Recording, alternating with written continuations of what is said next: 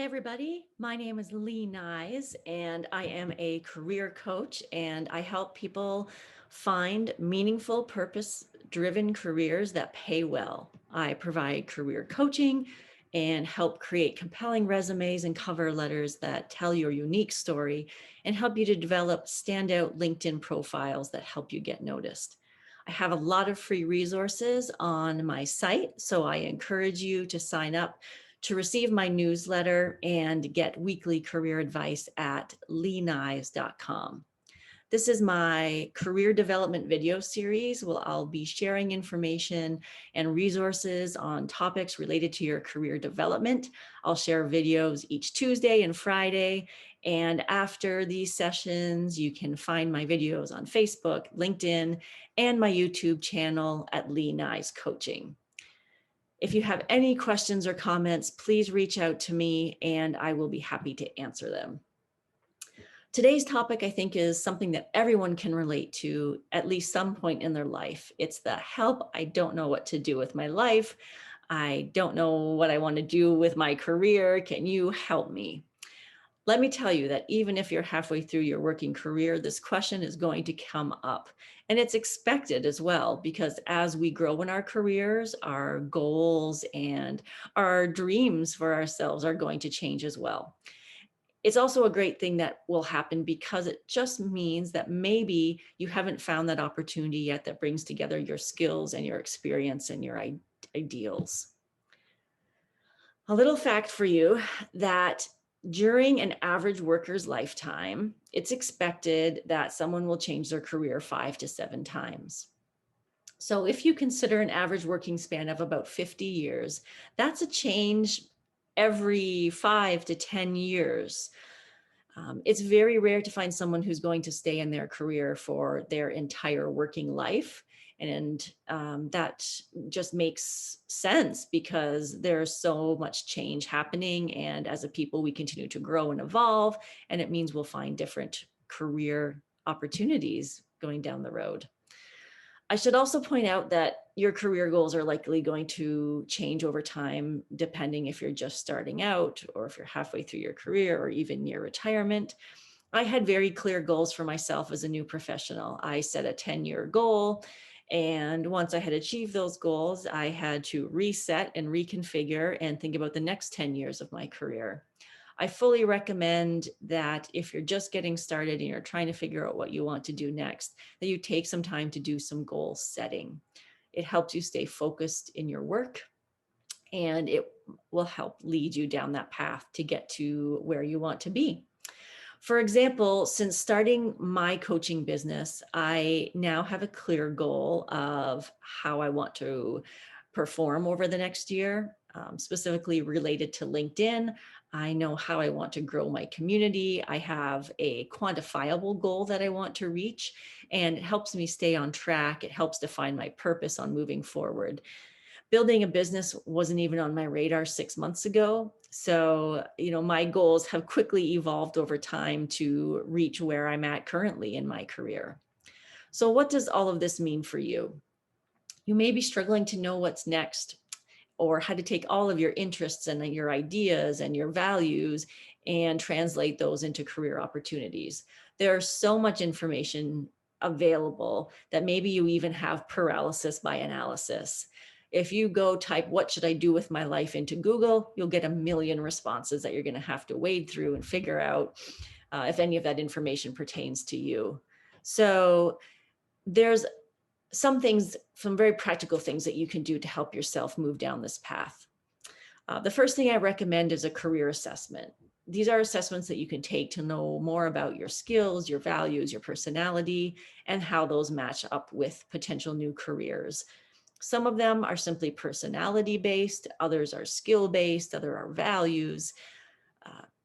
And there's a variety of different methodologies that these tests use to figure out, who you are as a person and how those match well with career opportunities.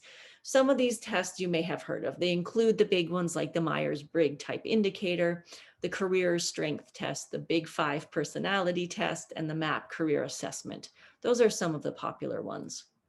Regardless of the test that you use, I recommend that you try several of them to get a more holistic picture of who you are as a person and how those personality aspects and your skills and your values will mesh with your potential career types.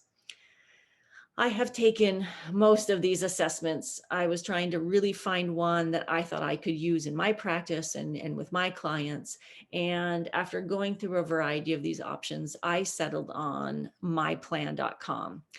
This is a resource that's designed for students and professionals, and it really helps you to identify more about your true values, your true skills, your beliefs, and it helps you find opportunities through decision research-based evidence and match those assessments with career opportunities.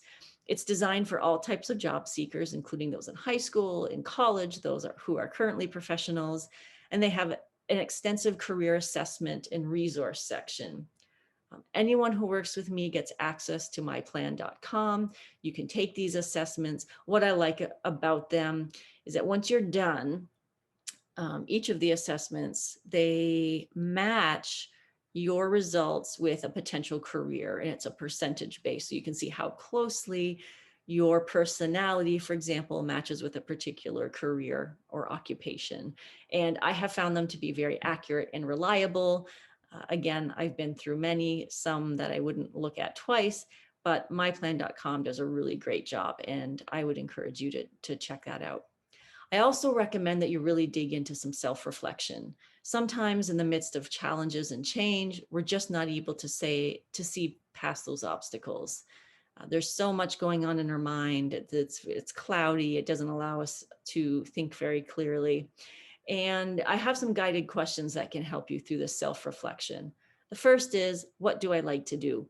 Sounds like a no-brainer, but how many people do you know that you've talked to who said, I hate what I'm doing. I hate my job. I don't want to do it anymore.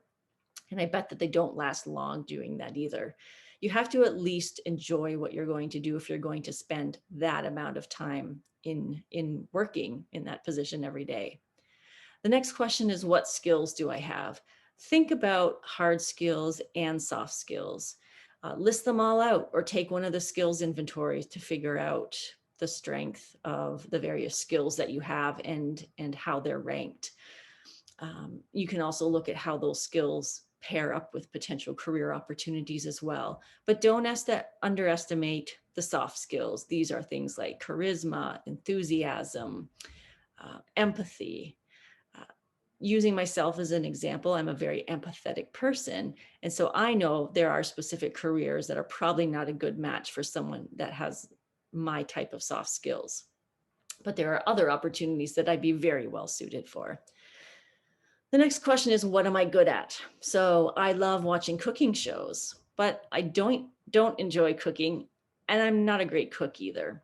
And so eating is more my thing. So I don't think being a chef would be a great career choice for me. If you're good at something and there's a need for that something, then somebody will probably pay you for it. Use that equation. Look at, what are you good at? Is there a need for that thing? And is there a market for that skill set as well? That's a great equation to find out if that's a way that you can really make a living doing what you're doing. Next, what can sustain my interests? Even though people change their careers every 5 to 10 years, you're still going to need to find something that's going to challenge you, that you're going to enjoy, and that continue to provide opportunities for you, maybe career advancement or learning opportunities in the future. You want something that's going to challenge you, but not be so difficult that you're going to give up. Next, how do I want to work? Where, what type of lifestyle? This is a big one that really changed during COVID. COVID forced everyone to take a step aside or take a step back, take care of family, take care of friends, and really be at home. It really put work-life balance under a microscope. I was someone who was always go, go, go. I worked 2 jobs. So I'd work in the day, take care of my kids, put them to bed, and then I'd work more at night. And I did that consistently. When COVID hit and I was home based, I really enjoyed that time that I was spending with my family. And so for me, it was really important as we move out of the pandemic that I continue to maintain some of that flexibility as well. So think about where you are in your life and what things are important to you. I kind of call these the non-negotiables. Is it flexibility in your work, whether you're working from the office or working from home? Is it when you work? Is it mornings, afternoons? Is it weekends? The possibilities are really endless. So look at what opportunities are out there that might meet those needs. And if there isn't, make your own opportunity. That's what I did, and it's been great for me. More to come on that in a later episode. Now, if you're a career pivoter, that's someone who's already in a career and you're looking to make a change to an entirely different industry, there's a few more things I think you should do. And first, you need to be intentional about this because you're going to make a big change. And so it's important you spend some time really being considerate about what you're doing. Start making connections with others in that industry. Reach out, build your network. You can do that through LinkedIn, through Facebook.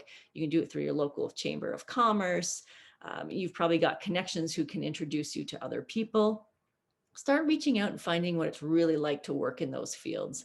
Identify education and skills that you might need to get into that new career.